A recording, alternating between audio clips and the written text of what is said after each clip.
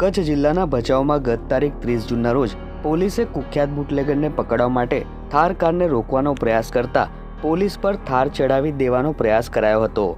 પોલીસે થાર કાર રોકી તલાશી લેતા કારમાંથી કુખ્યાત બુટલેગર યુવરાજસિંહ જાડેજા સાથે જ સીઆઈડી ક્રાઇમમાં ફરજ બજાવતી લેડી કોન્સ્ટેબલ નીતા ચૌધરી અને દારૂનો જથ્થો મળી આવ્યો હતો। પોલીસે આ કેસમાં 2 અલગ અલગ એફઆઈઆર નોંધી હતી। નીતા ચૌધરી અને યુવરાજસિંહ જાડેજાનો કેસ ચર્ચાસ્પદ બનવા પાછળનું વધુ એક કારણ એ પણ છે કે તેમની સામે 2 પોલીસ ફરિયાદ નોંધવામાં આવી હતી।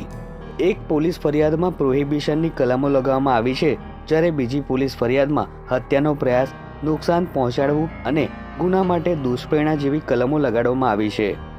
સેશન કોર્ટના હુકમ બાદ કચ્છ પોલીસની ટીમ નીતા ચૌધરીની અટકાયત કરવા માટે તેના ઘર પર પહોંચી હતી, પરંતુ ઘર પર તાળું જોઈ પોલીસ ખાલી હાથે પરત ફરી હતી। ત્યારબાદથી જ પોલીસ સસ્પેન્ડેડ લેડી કોન્સ્ટેબલનું લોકેશન મેળવવા માટે દોડધામ કરી રહી હતી। જોકે પોલીસ ધરપકડ કરે તે પહેલાં જ નીતા ચૌધરીએ ગુજરાત હાઈકોર્ટમાં આગોતરા જામીન અરજી દાખલ કરી હતી। આ મામલે હાઈકોર્ટમાં આગોતરા જામીન અરજી ઉપર સુનાવણી થવાની બાકી છે। જોકે જામીન અરજી પર સુનાવણી થાય તે પહેલાં જ ગુજરાત એટીએસની ટીમે નીતા ચૌધરીની સુરેન્દ્રનગર જિલ્લાના લીંબડી તાલુકાના એક ગામમાંથી ધરપકડ કરી હતી। અત્યાર સુધી લેડી કોન્સ્ટેબલ બુટલેગરની સાસરીમાં છુપાઈ હતી।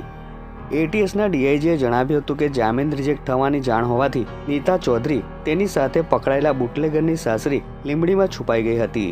ગુજરાત એટીએસને આ અંગેની બાતમી મળતા એટીએસની ટીમ લીંબડી ખાતેથી આરોપી નીતા ચૌધરીની ધરપકડ કરી છે।